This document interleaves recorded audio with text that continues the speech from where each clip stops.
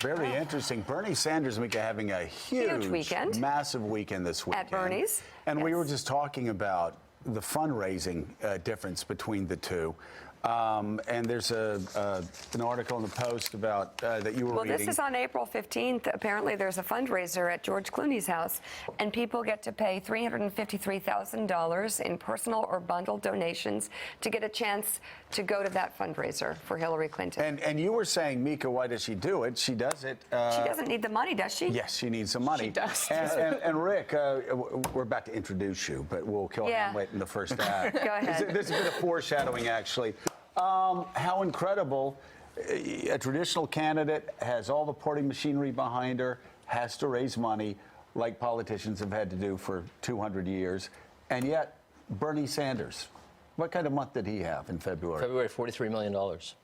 Now, Hillary raised $30 million, which is nothing to sneeze at, but $43 million. $43 million, and you know how mostly low dollar. And you know how Bernie more impressive because he can go back to all those. Exactly. And you know how Bernie Sanders has a fundraiser? He coughs and says, "Give me money," and they just they run and send it in. He doesn't have to spend a single minute going to fundraisers. I mean, you cover a campaign, you know, they go behind closed doors. I covered Mitt Romney. We spent half the time, I feel like, when I was working for The Wire, sitting outside some fancy rich person's house, guest houses of the rich people of America. Beautiful. We got to see a lot of them with Mitt Romney. I have not covered a single fundraiser with Bernie Sanders because he doesn't do them. And sometimes you say to his aides, this usually takes up half the time. They say, really? And here's the draw. That's amazing. Here's the draw, because you know money buys things, right? Do we all agree? Certainly buys that money politicians, it buys access, as one news host would say, to the Clinton Foundation. So money buys things.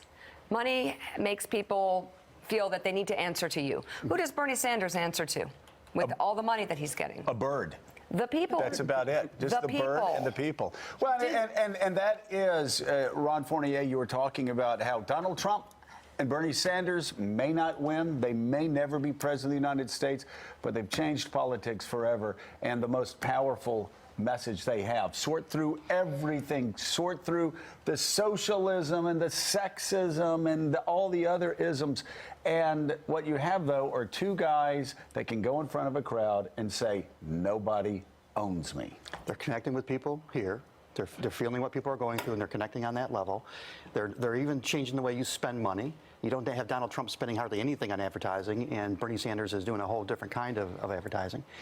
They're changing the way we do politics, and this isn't the first time we've seen it. You know, Howard Dean raised money in much the same way that Bernie Sanders is. But here's what happened. When Howard Dean loses, the establishment elite says, oh, somebody like him can never win. Yeah. And the status quo prevails. And I keep saying that as much as Donald Trump scares me as a potential president, to me the thing that's scarier is Donald Trump not becoming president, and the elites and the political establishment say, oh, status quo prevails, and we keep going the way we've been going. Casey and Al, what is it that people, when they send money toward Bernie Sanders, what are they supporting? And what's the story we're missing here? You know, I feel like every day we are missing the Bernie Sanders story. Yeah, you know, I spent the weekend hanging out with, there's an island outside of Washington State that is the highest per capita donation place for Bernie Sanders. So it's the place where the most people give the most money to Bernie Sanders. It's basically what you'd expect. It's a pretty crunchy place. It's a middle-class place. And all the people that I talked to there, first of all, they said all of their friends donate to Bernie Sanders. It's something that for many of them, it's the first time they've been engaged. And they all say, this is a chance for me to buy into a process that I feel is broken, that I feel cut out of, that I feel like I don't have the chance to influence. And if you do listen to both Donald Trump and Bernie Sanders, that piece of their message is really what's resonating with these new voters and new participants in the political process. Be a part of a cause bigger than yourself. Who else does that? No, I think Casey has nailed it. Summarized it absolutely perfectly. These are people who think the system is not working very well. They're not revolutionaries. They're not going to man the barricade, but they don't like the foreign interventions. They don't think the recovery has been totally fair. They tend to be younger people, and Bernie is a cause. And they say Bernie is, I'm not sure how many of them really think Bernie's going to be president, but they really like the idea of what Bernie's doing. And 2 million people, that's an extraordinary number. It is. And Mika, what Bernie Sanders did this weekend is roll up some massive victories on the West Coast. Yes, so here's the Wall Street Journal. Bernie Sanders gets no respect. And just listen to this. Bernie Sanders won 3 Western Democratic caucuses by landslides on Saturday. And all he got was this lousy Associated Press headline. Sanders wins 3 states. Clinton holds delegate lead. The AP header is accurate, but the Vermont senator and his legions can be forgiven for wondering what he has to do to get some political respect.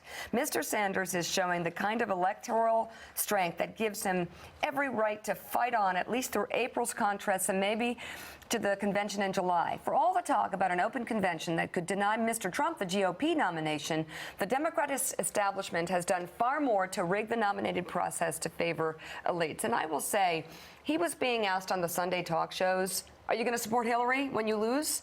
I don't get that. By the way, he's After winning by 50 and 60 No. Let me add one more thing to that. If you want to talk about And by the way, Every head-to-head that I have Yeah. seen, Bernie runs better against Trump, against So, Cruz, against exactly. Casey than Hillary Clinton does, not only nationally, but in states like North Carolina. He runs better state by state. As Rick just said, he was winning by 50 and 60 points this past weekend. He's ahead in a national So is poll he gonna against support Hillary Hillary when he Clinton. loses? How stupid- And that's the thing. The Democratic Party, and I know the Republican Party wishes that they rigged the process as well as the Democratic Party did right now, because they could rig it against Trump. But the Democratic Party rigs their process. So these superdelegates, which, by the way, can move any direction they want, but the superdelegates actually skew the process and the reporting so badly that the voters actually don't have the say when it comes to So this was a coronation every step of the way. You had the DNC with the debates. Let's not even start about how much they shot themselves in the foot in the debate process. You had the establishment coronating her. You had Democratic women on Capitol Hill falling in line like a clique. I'm sorry, without asking for anything in return, except for Elizabeth Warren. I mean, who is going to ask anything of Hillary Clinton to make this a fair election? Because Bernie Sanders is being asked of everything, and he's delivering. And we keep asking him, when you lose, are you going to support Hillary? Yeah, it's an outrageous question. Well, when are you going to drop out for Bernie Sanders? Well, these super delegates, too, when you get into the margin, there's 700 of them, right? And so 500 now decided, 95% of them are with Clinton. And if it gets into a margin, if Bernie can keep picking off delegates, then we'll have a case where super delegates are going to may make the difference in the Democratic election. So I hear all this criticism from the left that says, you know, Republicans want voter ID and voter suppression. Well, who needs primaries when you have superdelegates? Yeah. Let me just a little bit of balance here in the sense that she has won more primaries than he has. I mean, you know, it's not like he's winning everything and being denied. What does it tell you, though, without superdelegates right now? Well, the superdelegates can switch, as you say. They and can I don't switch. think some peer review is such a bad idea. I think the idea of having politicians, you know, who have a lot at stake in this, I think it can be overdone. But they're only, what, 17%? Even the president has chimed in when he said he shouldn't have. But fine, that's fine. I mean, this was Fine. designed to prevent another George McGovern, right? To keep a complete collapse from happening in a general election. One thing I think Bernie Sanders has accomplished at this point is proving that that's not the mold that he's in. If he can, in fact,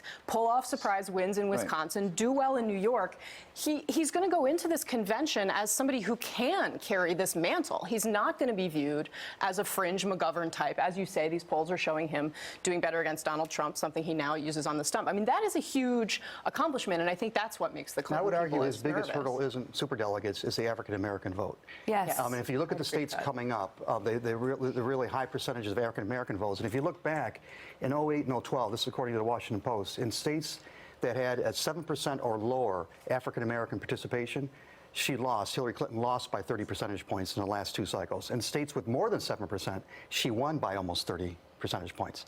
So, you know, at some point, the voters do have, even in the Democratic Party, do have a say, and it might not cut. But in a general Bernie election, Sanders' are you favor. saying the African Americans wouldn't vote for Bernie Sanders? Oh, no, I think in a general election they would vote for him overwhelmingly. But I'm talking about in the primary process and the hurdles he has coming up. Well, for balance, Al, just to sort of counter what you said, is Donald Trump winning?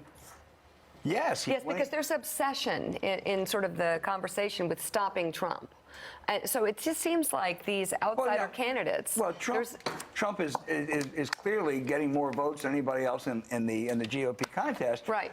But I mentioned earlier that Bernie's running ahead in the polls, Right. and Trump is not. I mean, Right. those general election polls there's a huge difference. Bernie's doing really well. You know, here's what's so interesting, though, and it's all about perception.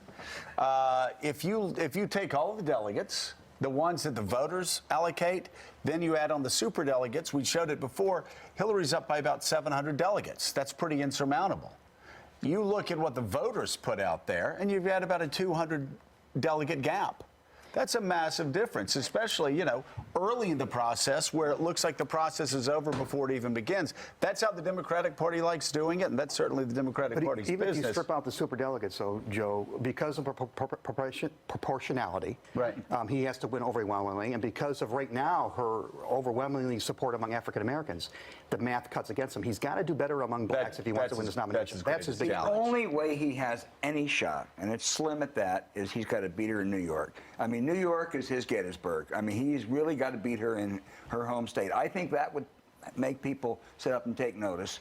Without that, I think he can go all the way to California, but it's awful hard to make. I do think.